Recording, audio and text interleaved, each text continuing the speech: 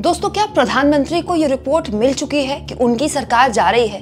क्या प्रधानमंत्री मोदी को ये बात समझ में आ चुकी है, ये एहसास उन्हें हो गया है कि तीसरी बार उनका प्रधानमंत्री बनना बहुत मुश्किल है?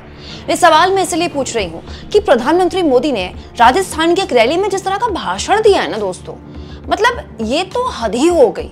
प्रधानमंत्री को, देश के एक चुने हुए, लोकतांत्रिक तरीके से चुने हुए प्रधानमंत्री को, जो 10 साल से देश के प्रधानमंत्री हैं, उन्हें वोट किस मुद्दे पर मांगने पड़ रहे हैं? देश के प्रधानमंत्री क्या खुलेआम देश के पूर्व प्रधानमंत्री डॉक्टर मनमोहन सिंह के लिए झूठ बोल गए? इस पर विस्तार से हम चर्चा करेंगे और साथ में हम ये भी चर्चा करेंगे दोस्तों कि हमने अपनी पॉलिटिक्स को आखिर किस दर्जे का ला दिया है कि देश के प्रधानमंत्री को खुलेआम एक समुदाय विशेष के खिलाफ इस हद तक के लिए नफरत परोसनी पड़ रही है। दोस्तों, प्रधानमंत्री मोदी ने कल एक समुदाय विशेष मुसलमानों के खिलाफ तो एक बात बोली ही बोली, इसके साथ साथ एक खुला झूठ भी बोला। कांग्रेस का यह दावा है कि मंगलसूत्र को लेकर पीएम मोदी ने खुला झूठ बोला, जिसको लेकर पीएम मोदी को अब जवाब देना पड़ेगा। अब इस पूरे मुद्दे पर प्रधानमंत्री ने पहले बोला क्या, आप सुनिए जरा।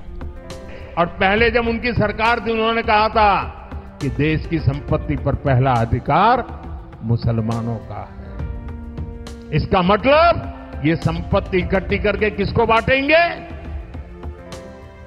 जिनके ज्यादा बच्चे हैं उनको बांटेंगे। घुसपैठियों को बांटेंगे। क्या आपकी मेहनत की कमाई का पैसा घुसपैठियों को दिया जाएगा?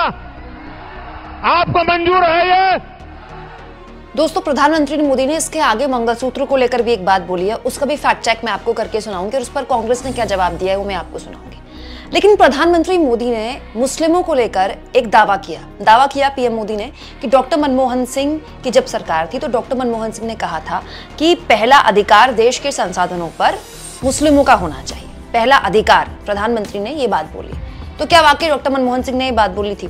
तो जो डॉक्टर मनमोहन सिंह ने बात क्या बोली थी एग्जैक्टली उसे लेकर फैक्ट चेक किया है यूथ कांग्रेस के अध्यक्ष के साथ साथ कांग्रेस के सोशल मीडिया हैंडल्स में भी। मैं वो नहीं दिखा सकती क्योंकि वो ललन टॉप का वीडियो है। इसके अलावा उस वक्त के प्रधानमंत्री, तत्कालीन प्रधानमंत्री डॉक्टर मनमोहन सिंह ने जो बात बोली थी 18 साल पहले, वो प्रधानमंत्री के आर्काइव में है, आप चाहें तो खुद जाकर पढ़ सकते हैं। लबोलुबाब उस बात का ये है कि तत्कालीन प्रधानमंत्री डॉक्टर मनमोहन सिंह ने केवल मुसलमानों के उत्थान की बात नहीं की थी। उन्होंने कहा था कि एससी, एसटी, ओबीसी, दलित, महिलाएं और मुस्लिम, यानी केवल मुस्लिम की बात नहीं हुई थी। डॉक्टर मनमोहन सिंह के भाषण में एससी, एसटी, ओबीसी, दलित, मुस्लिम और महिलाओं, इन सब की बात हुई थी क्योंकि ये जो समाज है ये आर्थिक और सामाजिक तौर पर हमारे देश में पिछड़ा ही माना जाता है। अब दिक्कत क्या है दोस्तों कि बीजेपी के ट्विटर हैंडल्स, बीजेपी के सोशल मीडिया हैंडल्स में भी डॉक्टर मनमोहन सिंह की पूरे भाषण का आखिरी जो शब्द है जहां पर उन्होंने मुस्लिम बोला है उसी को वायरल किया जा रहा है, जबकि पीएम के आर्काइव में जाकर आप खुद डॉक्टर मनमोहन सिंह का भाषण पढ़ सकते हैं। और कांग्रेस पार्टी ने भी इसको लेकर दावा किया है कि साफ झूठी बयानी कर रहे हैं। पवन खेड़ा ने भी इसको लेकर बात बोली है। दोस्तों, प्रधानमंत्री मोदी ने क्या वाकई में फेक न्यूज फैलाई, डॉक्टर मनमोहन सिंह की बात को तोड़ मरोड़ कर पेश किया? क्योंकि डॉक्टर मनमोहन सिंह ने हक शब्द का इस्तेमाल किया था, हक, और प्राइम मिनिस्टर मोदी अधिकार शब्द का इस्तेमाल कर रहे हैं, दोनों में अंतर है। लेकिन इस बहस से आगे बढ़कर मैं ये जानना चाहती हूँ कि पहले चरण का धीमा मतदान देखकर क्या पीएम मोदी इतने घबरा गए कि प्रधानमंत्री को खुलेआम इस तरह की बात बोलनी पड़ रही है? पिछले 10 साल प्रधानमंत्री रहे मोदी जी देश के, और वो 18 साल पहले डॉक्टर मनमोहन सिंह के एक भाषण को गलत तरीके से अपने हिसाब से तोड़ मरोड़ कर पेश कर रहे हैं, जबकि डॉक्टर मनमोहन सिंह ने ऐसी बात बोली नहीं। वो खुद भी जानते हैं, वो खुद प्रधानमंत्री है, उनके पास सारी डिटेल्स होती है। लेकिन मैं ये जानना चाहती हूँ प्रधानमंत्री जी, मोदी जी, क्या आप इतने डरे हुए हैं, मतलब इतनी घबराहट कि आप एक समुदाय विशेष के खिलाफ इस हद तक की नफरत फैला रहे हैं? मतलब आप खुद कहते हैं सबका साथ सबका विकास, वो बातें बस बोलने के लिए होती हैं क्या? देश के प्रधानमंत्री दोस्तों बीच चुनाव में इस तरह की बयानी कर रहे हैं। मैं तो सोच कर परेशान हूं कि चुनाव आयोग वाले सोते कैसे हैं, इन लोगों को नींद कैसे आती है? शेरो शायरी करने के लिए प्रेस कॉन्फ्रेंस करते हैं क्या? मतलब देश का एक चुनाव आयोग, उसके आगे इतना बड़ा क्वेश्चन मार्क कभी नहीं रहा होगा जितना इस चुनाव में रहा है। चुनाव आते जाते रहेंगे, सरकारें आते जाती रहेंगी, नेता आते जाते रहेंगे, लेकिन चुनाव आयोग जैसी संस्थाएं तो हमेशा रहती हैं और रहेंगी। किस हद तक इस संस्था पर अपने आप सवाल खड़े हो गए अगर पीएम मोदी के इस बयान के बाद भी उन पर एक्शन नहीं होता है तो? दोस्तों, इस पूरे के पूरे मामले में रवीश कुमार ने भी बयान दिया।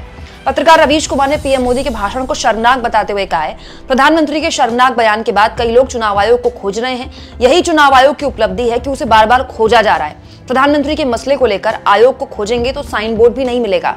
कब से मंदिर और राम के नाम पर वोट मांगा जा रहा है, क्या आयोग ने नहीं सुना होगा? दोस्तों, प्रधानमंत्री अपने भाषण में कह रहे हैं कि कांग्रेस की सरकार जब सत्ता में थी 18 साल पहले, तो उस वक्त के प्रधानमंत्री ने ये बोला था कि एक समुदाय विशेष का देश के संसाधनों पर पहला अधिकार है। यही शब्द बोला था ना, अधिकार शब्द बोला है पीएम मोदी ने। हालांकि हक शब्द का इस्तेमाल किया था डॉक्टर मनमोहन सिंह ने। अंग्रेजी में डॉक्टर मनमोहन सिंह का भाषण था, उसका हिंदी अनुवाद में हक निकलता है। तो मैं ये जानना चाहती हूँ कि 18 साल पहले डॉक्टर मनमोहन सिंह के बयान का पोस्टमार्टम तो प्रधानमंत्री मोदी ने कर दिया। उनकी सरकार के दौरान जो देश के हालात हुए हैं वो तो ये बताते हैं कि देश में संसाधनों का जो अधिकार है वो रईसों के पास है। दोस्तों, ये खबर 20 मार्च 2024 की है, इसी साल मार्च की खबर। भारत में ऐतिहासिक स्तर पर आर्थिक असमानता, सबसे अमीर 1% लोगों के पास देश की 40% प्रॉपर्टी है। इससे ज्यादा असमानता इस देश ने कभी देखी है?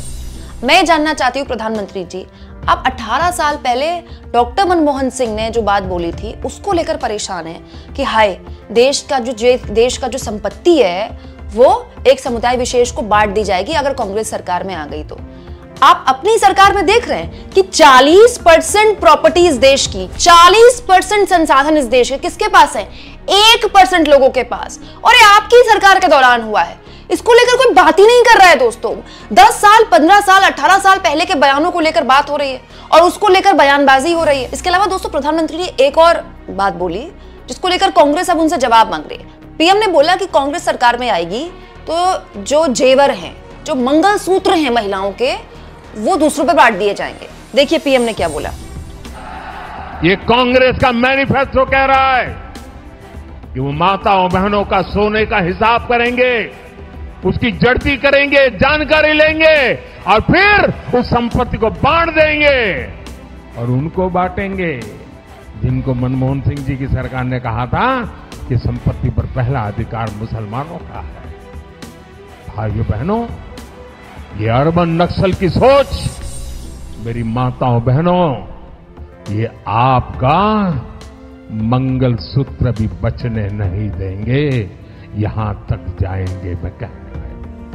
दोस्तों, अब सुप्रिया सुनेत और पवन खेड़ा सामने आए हैं प्रधानमंत्री मोदी के इस सवाल का जवाब देने के लिए। क्या वाकई में कांग्रेस के मैनिफेस्टो में कहा गया है कि वो देश की महिलाओं का मंगलसूत्र का हिसाब लेकर मुसलमानों में बांट दिया जाएगा? इसको लेकर सुप्रिया सुनीत ने क्या जवाब दिया है, सुनिए। उसके अलावा पवन खेड़ा ने भी पीएम मोदी को घेरा है, वो भी गौर से सुनिएगा। मंगलसूत्र पे आपने बोला है, आपकी हिम्मत कैसे हुई मंगलसूत्र पर बोलने की? आपने कहा कि कांग्रेस के मैनिफेस्टो में लिखा है कि आपका मंगलसूत्र भी वो लोगों में बांट देंगे। कांग्रेस के मैनिफेस्टो में मैं चुनौती से आपसे कहती हूँ, ऐसी कहां पर कौन सा मैनिफेस्टो आप पढ़ रहे हैं जिसमें ऐसी बात लिखी है? कहां लिखा है कि हम लोगों की संपत्ति लेकर बांट देंगे? किस तरह की बौखलाहट है ये कि आप निरंतर झूठ बोल रहे हैं। एक संप्रदाय को लेकर झूठ बोलते हैं, हमारे मैनिफेस्टो को लेकर झूठ बोलते हैं। अब इतने बेतुके झूठ बोलने लगे हैं कि लोगों को आपके मानसिक संतुलन पर सवाल उठाना पड़ रहा है। असलियत यह है कि आपको मंगलसूत्र का नाम नहीं लेना चाहिए था, क्योंकि एक औरत जब मंगलसूत्र पहनती है ना, तो वो जन्म जन्मांतर के लिए दाम्पत्य के उस सूत्र में बंध जाती है जिसका सबसे पवित्र, सबसे पावन प्रतीक मंगलसूत्र होता है। इस देश के करोड़ों लोग पूरी निष्ठा से, पूरी ईमानदारी से दाम्पत्य के सूत्र को, दाम्पत्य के संबंध को निभाते हैं। आपको मंगलसूत्र पर इतनी घटिया गंदी टिप्पणी नहीं करनी चाहिए थी कि हम औरतों का मंगलसूत्र लेकर लोगों में बांट देंगे। ये सिर्फ एक जेवर, एक गहना नहीं होता है। ये दाम्पत्य का वो प्रतीक है जो औरत धारण करती है और पूरी निष्ठा से उस धर्म को निभाती है। आप भले इसको ना समझिए, लेकिन इस देश के करोड़ों महिलाओं का, करोड़ों विहताओं का आपने आज घोर अपमान किया है और आपको माफी मांगनी चाहिए। देश के प्रधानमंत्री ने आज फिर झूठ बोला। एक चुनाव जीतने के लिए आप झूठ पे झूठ परोसते चले जाओगे जनता को। चलिए, आपकी गारंटियां झूठी, आपके जुमले झूठे, आपके वादे झूठे।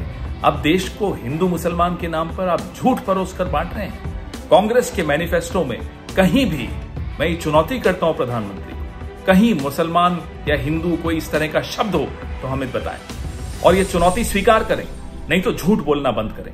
कांग्रेस के मैनिफेस्टो में न्याय की बात की है, न्याय नौजवानों के साथ, न्याय महिलाओं के साथ, न्याय आदिवासियों के साथ, न्याय श्रमिकों के साथ, उसमें प्रधानमंत्री को आपत्ति है।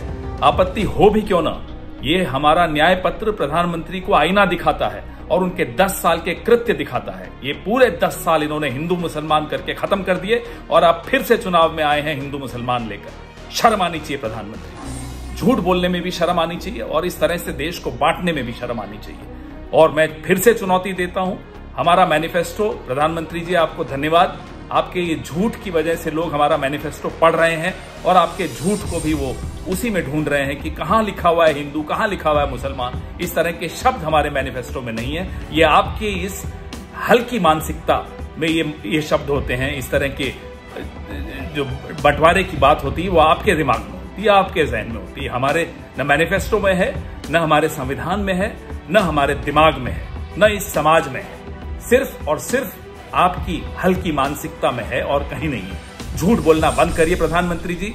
अब 1.5 महीना बचा है, जाइए, रिटायर हो जाइए और बाइज्जत रिटायर हो जाइए।